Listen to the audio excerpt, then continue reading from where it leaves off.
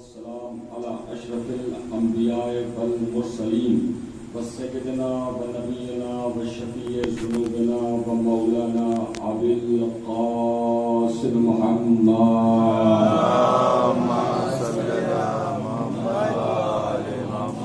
وآل بيت الطيبين الطاهرين المعصومين المظلومين المنتجبين المنتخبين الذين أذهب الله عنهم الرجس وطهرهم تطهيرا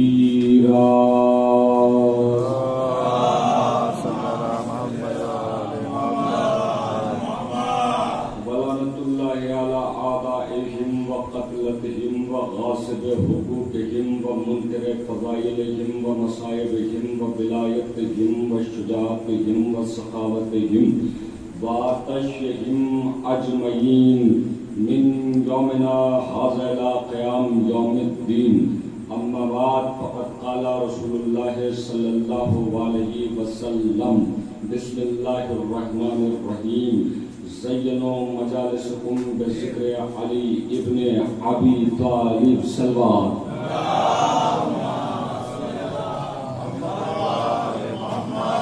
بزرگان مذہب و ملت، برادران ایمانی، ماتمداران سرکار سید الشہداء، ارباب عزا، ارباب ولا، دیکھیے کرم ہے شہداء معصومین علیہ السلام کا، اور خصوصی صدقہ ہے ام العقول، ام الانوار، ام الائمہ، ام ابیہا یعنی بنت جناب رسول الثقلین، مادر امام حسنین کریمین شریفین، اور زوجہ فاتح بدر و حنین یعنی جناب زہرا صلوات اللہ علیہا۔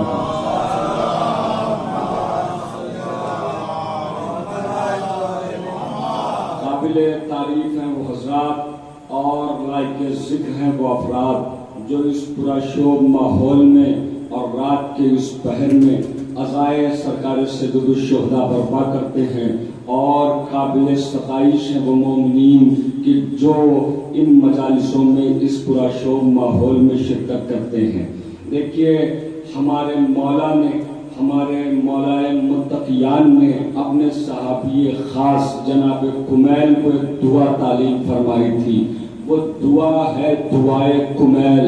اس میں ایک فقرہ ہے وَمَنِ اسْمَهُ دُعَا وَذِكْرُهُ شِفَاء، ہمارا نام ہی دعا ہے اور ہمارا ذکر ہی شفا ہے۔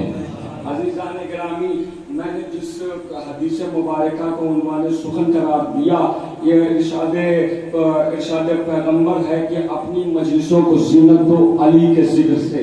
تو دیکھیے عزیزان گرامی، ہر چیز کی اپنی ایک زینت ہوتی ہے، ہر چیز کی ایک زینت ہوتی ہے۔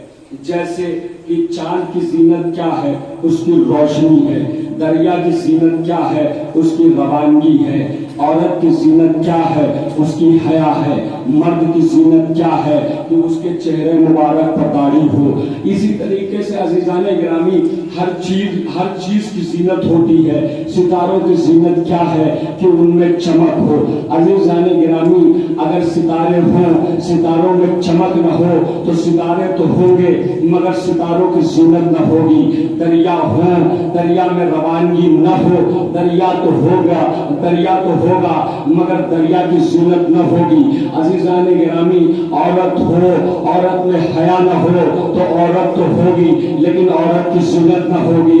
مرد ہو اور اس کے چہرے پہ داڑھی نہ ہو، مرد تو ہوگا لیکن مرد کی زینت نہ ہوگی۔ عزیزان گرامی اسی طریقے سے مجلسیں ہوں، اور اگر مجلسوں میں ذکر علی نہ ہو تو مجلسیں تو ہوں گی مگر مجلسوں کی زینت نہیں ہوگی۔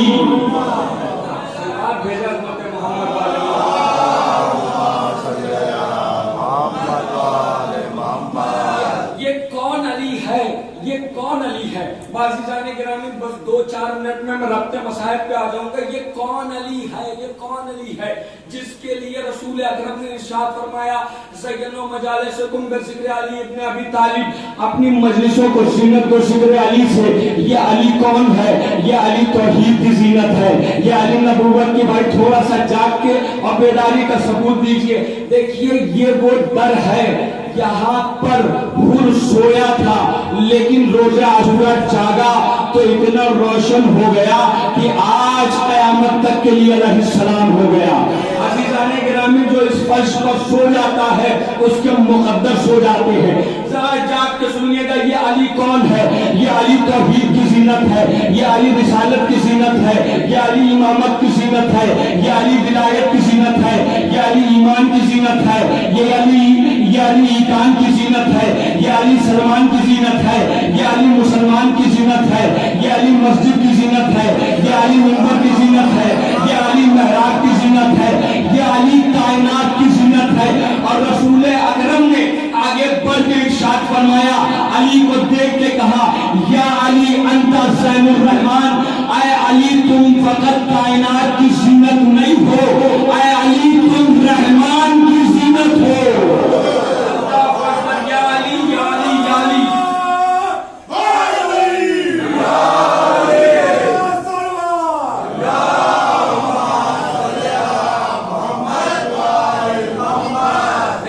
محسوس ہو رہا ہے کہ آپ بیدار ہیں. ایک نعرہ میرے ساتھ لگا دیجیے گا.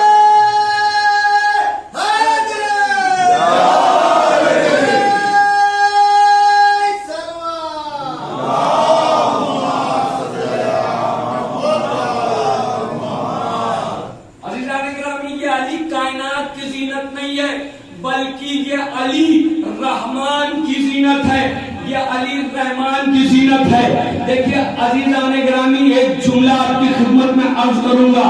یہ بی بی زینب جو علی کی بیٹی ہے، یہ زینو اب کے مرکب کا نام ہے. یہ 2 لفظ ہے، ایک لفظ ہے زین، ایک لفظ ہے اب. یہ 2 لفظ جو کمپائل کیے گئے تب ایک نام بنا. وہ نام کیا بنا؟ وہ نام بنا زینب. تو زینب کا مطلب کیا ہے؟ زین کا مطلب زینت، اب کا مطلب اپنے باپ کی زینت. تو زینب کا مطلب کیا ہوا؟ اپنے باپ کی زینت. علی کون؟ علی کائنات کی زینت، علی ولایت کی زینت، علی نبوت کی زینت، علی رحمان کی زینت. آپ کی خدمت میں اگر آپ جاگ رہے ہو تو میں آپ کی خدمت میں جملہ نقل کروں گا، علی رحمان کی زینت. بھیا جو علی اتنی بڑی کائنات کی زینت بن جائے اس علی کو ہی زیب دیتا ہے کہ وہ رحمان کی زینت بنے. اور جو علی رحمان کی زینت ہے اس کی بیٹی زینب اس کی زینت ہے. سلوات بھیجا امت محمد والے.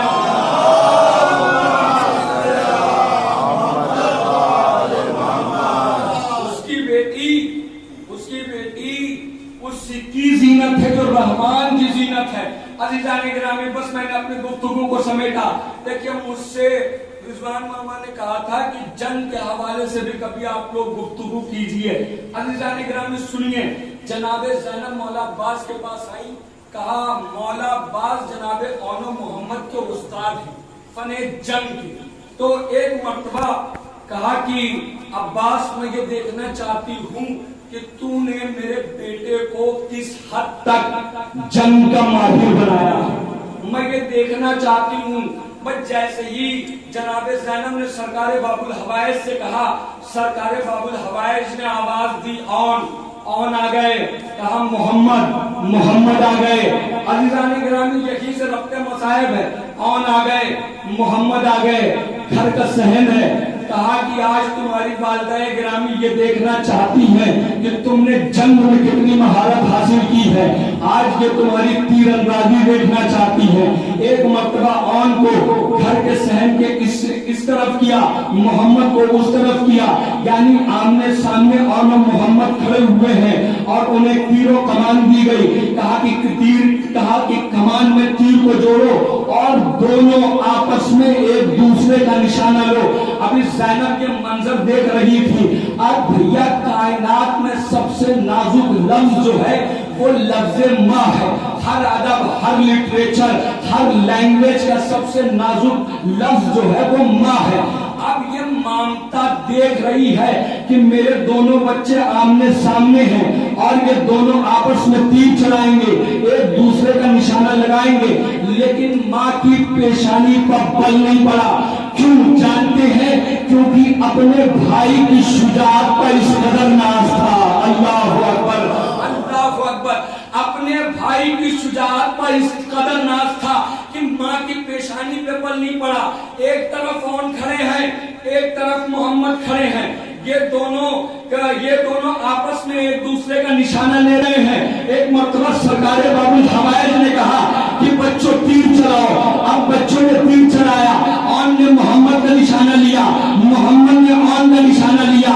تیر چلتی رہے، تیر ہوا کی گوش پر معلق تھے. یہاں تک کہ اون کا چلایا ہوا تیر اور محمد کا چلایا ہوا تیر، دونوں تیر آپس میں ہوا میں معلق تھے اور آئے آپس میں جاتے تھے اور ٹکرا کے زمین پر گر جاتے تھے. نہ کوئی تیر ادھر گیا، نہ کوئی تیر ادھر گیا. یہ ہے عباس کی شجاعت، یہ ہے عزیزان گرامی عباس کی شجاعت. دیکھیے یہ ہے ایام عزا، یہ ہے رونے رلانے کے دن عزیزان گرامی. اور آج کی جو شب ہے وہ شب مخصوص ہے جناب اون محمد سے. عزیزان گرامی بس ایک ٹکڑا پڑھوں گا، وہیں پر مجلس ختم ہو جائے گی. دیکھیے جناب زینب نے کربلا میں دونوں بچوں کی لاش آئی. زینب نے دونوں بچوں کی لاش کے درمیان جگہ بنائی اور 2 رکعت شکرانہ ادا کیا کہ یہ خدایا یہ میرا صدقہ قبول کر لے. زینب کبھی اون محمد بنا ہوئی. عزیزان گرامی جب شہداء کے سر آنے شروع ہوئے، کبھی قاسم کا سر آیا، کبھی عباس دلاور کا سر آیا، کبھی علی اکبر کا سر آیا. لیکن جب اون محمد کا سر آیا، جب سارے شہداء کے سر آتے تھے ہر بیوی بہن کرتی تھی. لیکن جب 2 سر یہ آئے تو اس کو رونے والا کوئی نہیں. ایک مرتبہ کسی نے پوچھا کیا ان کا کوئی وارث نہیں ہے؟ بیویوں نے کہا ایسا نہ کہو، ان کی وارث زندہ ہے لیکن وہ اپنے ماجائے پر ماتم کرے گی، ان پر ماتم نہ کرے گی. زینب کبھی اپنے بیٹے پر زینب کبھی نہیں روئی. ہاں عزیزان گرامی جب رہائی مل گئی، جب کربلا میں پہنچی ہے زینب اپنے لال پر نہیں روئی. جب زینب کربلا پہنچی ہے تو زینب نے اپنے آپ کو خود کو گرا دیا ناکے سے اور اپنے بھائی کی قبر پر گئی اور خوب گریا کی. اور ساری بیویاں اپنے وارثوں کی قبر پر گئی اور نوحہ و ماتم کر رہی تھی. ہر قبر سے یہ وابلا کی صدا آ رہی تھی. ہر قبر سے وہ غربتا، وہ مصیبتا، وہ علیہ کی صدا آ رہی تھی. لیکن عزیزان گرامی کربلا کے میدان میں 2 قبر ایسی تھی کہ جس پر کوئی رونے والا نہیں تھا. زینب اپنے ماجائے کا ماتم کر رہی تھی. اتنے میں جناب زینب نے دیکھا کہ جیسے ان دونوں قبروں پر بھی کوئی رو رہا ہے، جیسے ان دونوں قبروں پر بھی رو رہا ہے کوئی. اب جیسے ہی زینب مڑی اس قبر کے قریب آئی، دیکھتی ہے تو کیا دیکھتی ہیں؟ ایک برقع پوش معظمہ ہے جو ان دونوں قبروں پر رو رہی ہے. ایک مرتبہ زینب نے کہا اے بی بی یہ تیرے وارثوں کی قبر نہیں ہے،